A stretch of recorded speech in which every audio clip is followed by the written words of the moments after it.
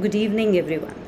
I'll say good evening because I'm taking this lecture in the evening. So, I've planned a lecture series for you all, and we'll be starting with the job analysis. The basics first. The subject of human resource management contains this topic, job analysis, and it is a very important topic of this subject. So, the details of the teacher as mentioned here, and I'll be covering three basic lectures on job analysis. The first one is the basics, the second one will be methods, and the third will be job description and job specification. So, we proceed further. Well, let's start with the definitions. How do we define job analysis? It's the procedure, as mentioned here, for determining the duties and skill requirements of a job and the kind of person who should be hired for it. Now, this definition is given by James Clifford, as in Gary Dessler, a book by Gary Dessler, and it's a wonderful definition that has been given. It is the procedure for determining the duties and skill requirements. What duties a person has to perform and what are the skill sets required of a job, and the kind of a person who should be hired for it. So simple as it is, the duties and skill requirements. That is the procedure of job analysis. So it is very important to be undertaken by organizations. This further would lead to two things. Basically, job analysis incorporates two major components, and that is job description and job specification. Simply defined, job description means a list of job's duties, responsibilities, reporting relationships, working conditions, and supervisory responsibilities. I repeat here, it is the job's duties, responsibilities, reporting relationships, working conditions, and supervisory responsibilities. So this is one product of job analysis. Now the second one is job specification. Now what is job specification? It is a list of jobs' human requirements. That is the requisite education, skills, personality, and so on. So these are the two products of job analysis. Clear? Fine. Let's go on to the next slide.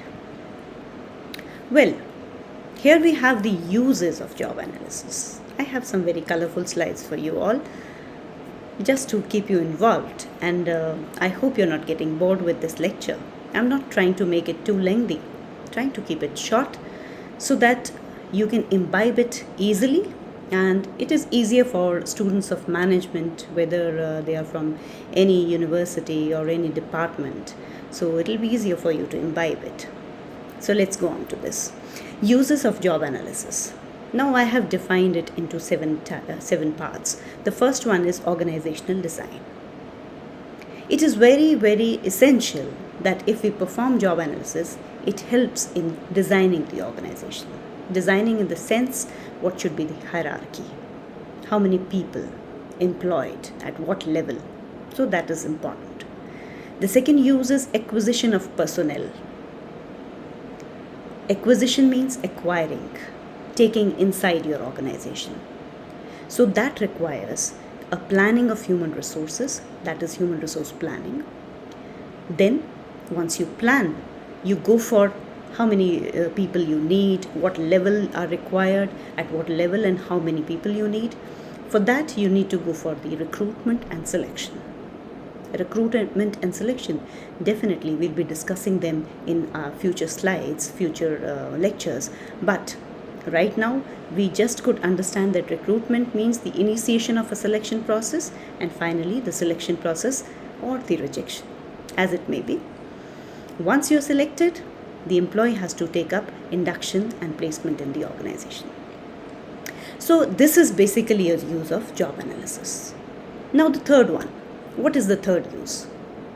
The third use you can state as human resource development. By development, we mean how the human resource of the organization are going to grow once they are inducted into the organization. It's always a win-win situation. Win-win situation both for the organization as well as for the employees. Once the organization grows because you have good employees who are working for you, the employees need to grow with the organization. They feel happy to work for the organization who looks after them. So if you have a proper career plan, definitely the employees feel motivated, they work better, they work more cheerfully, and definitely it leads to performance. If there is performance, we have profits. So human resource development is important because career planning is there, and then training and development. So these are the uses of job analysis. This is one of the important use of job analysis, because the job analysis would tell which person is at which stage of his career and needs what kind of a training and development to move on to the next step of his career. So it is not only the organization who grows, it is also the employees who grow with time. With the growing organization, the employees grow, and with the growing employees, the organization grows. So it's always a win-win situation for both. So the next use we can take up, job evaluation and compensation. Job evaluation, how much effort is required to perform the particular job that we are here analyzing. So once we have analyzed the job, we have decided what kind of a job and what kind of a person would be performing it. Now we need to take up how much compensation is that person going to get. What is the amount of the salary, the incentives that the person who's working for your organization will be getting. So the basis of deciding a compensation package would be job analysis. The next use, the fifth one we can say, is performance appraisal. Appraising the performances of employees requires to know how many employees are at which stage of their careers, what kind of a job are they doing, are they really matching with the kind of expectations that the organization has for them, and the base for the performance appraisal is again laid down by the job analysis, because the job would be able to tell you that this is what is expected from you, this is your job, this is what is expected from you. If you meet the expectations, if you exceed the expectations, then you're performing. If you do not meet the expectations, then you're underperformer, and you need to check where you have to improve. So performance appraisal is again led by, you can say it is preceded by job analysis. Then we go on to the next use, which is safety and health. Once we know what kind of a job is there, once we know critically, once we know typically what kind of a job is there, we can look after the people who are performing that kind of a job. Suppose you're working in a hazardous condition. You're working in a factory and your job is to look after the production line. So once you go there, you need to put on your safety equipment. So if you're working for a place where it is too smoky, too foggy, you need to put on your masks and go there. So that is your basically the health requirements of that area. So safety and health are also very important, and they definitely are a use of job analysis, because once job analysis puts forward what kind of requirements are there for the job, then it is easy for maintaining the safety and health of the employees, and which is a very important issue. You don't want to be unhealthy once you perform your job. You want to be unsafe? No. You want to reach home safe to your kids, to your parents, to your better halves. So for that, you need to be very cautious about your safety and health. So the next point is employee counseling. I think we all need counseling in some parts of our lives. Employee counseling is very important. So, job analysis can help you in that. How? Once you know the nature of the job, the duties that you have to perform, then if you're not performing, you can obviously refer to a counselor who can tell you that where you need to improve, what are the bottlenecks, where are you lacking. Well, this is all about the uses of job analysis. I hope we are clear till now. We move on to the next slide. Oh wow, wonderful colorful slide. Did you like it? This is the process of job analysis. Once we accomplish something, we always feel happy, overjoyed, and excited. So, this person standing here is starting the process of job analysis. And there are 4 steps in the process. The first one is determination of uses of job analysis. The second one is strategic choices in job analysis. The third one is information collection. And the fourth step is information processing, which leads to the job description and job specification. So I hope that these 4 steps are clear to you. The first one, the second one, the third one, and the fourth one. Clear? This is the process of job analysis. The first step is determination of uses of job analysis. Do we start? Yes. So what do we have in this slide? Initially, job analysis was used primarily for recruitment and selection. Therefore, job analysis used to be brief and simple.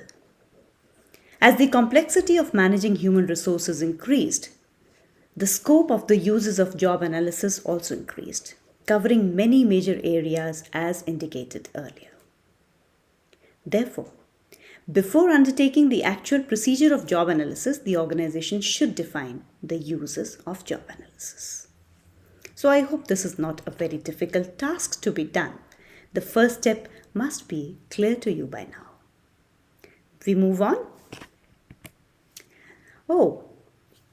The process says that the second step is strategic choices in job analysis. What do we have in here? Let's go for the next slide. There are 4 things that we have to study in this step of the process of job analysis. The first one is employee involvement. The second one says level of details. The third one says timing and frequency of job analysis. And the fourth one, past oriented versus future oriented. Now, what are the choices basically? What do we want to say with these points? Employee involvement. How much of the involvement of the employees at this step will decide what is the kind of the job analysis that would be taken up? When do we need it? How much do we need it? At which stage of the the employment do we need it? Right? The second one is the level of details, the intricacies, the details of strategic choices in job analysis are required in this. Now, what kind of details? The nature of job being analyzed, determining the level of details that are being analyzed. Well, I have some other sources here. We can refer to what are the roles and responsibilities, what are the objectives and the uses. So that is all covered in the level of details. The third one, timing and frequency of job analysis. How often should we conduct the job analysis? How often, how many times, and at what timing of the year, or which quadrant of the year? Do you want to perform it in the first half from January to March? Or maybe the second half, third half, fourth half? Which quadrant? So the timing and the frequency of job analysis has to be made very accurately. And the last but not the least in the strategic choices is past-oriented versus future-oriented. Should we focus on the past or should we focus on the future? The earlier expectations were past-oriented, but with the ever-changing environment nowadays, we want that the job analysis should be future-oriented. It's a very dynamic environment these days. So it is better that we make our choices which are future-oriented rather than which are past-oriented. Right? So, step 3 and step 4 will be discussed in the next lectures. Otherwise, it will be very, very heavy for you. So I tried to cover certain aspects in this. The definition of job analysis, definitions of job description, job specification. And then we went on to discuss the process of job analysis, the uses of job analysis, So I hope that the things will be clear to you. With the help of this lecture and these slides, it'll be easier for you to go through your textbooks. You can start with these slides, you can start with this lecture, and after going through this lecture, you can easily go through any textbook of your choice. Go through it, read it, enjoy it. The more you enjoy your studies, the better it will be for you, the good managers you'll become. Thank you.